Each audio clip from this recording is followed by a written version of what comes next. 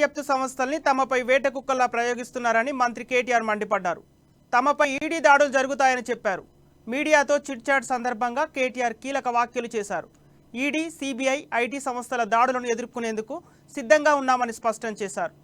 దేశంలో రాజకీయ శూన్యత ఉందన్న కేటీఆర్ జాతీయ రాజకీయాలపై కేసీఆర్కు ఫుల్ క్లారిటీ ఉందని చెప్పారు. తమ టార్గెట్ 2024 లోక్సభ ఎలక్షన్స్ అని క్లారిటీ ఇచ్చారు. బీజేపీ పార్టీ గురించి దేశ ప్రజలకు తెలుసని, అది జాతీయ పార్టీ అయినా దాన్ని గుజరాతీలో నడుపుతున్నారని విమర్శించారు. తమకు సమయం ఇస్తే దేశవ్యాప్తంగా తెలంగాణ మోడల్ అమలు చేస్తామని స్పష్టం చేశారు.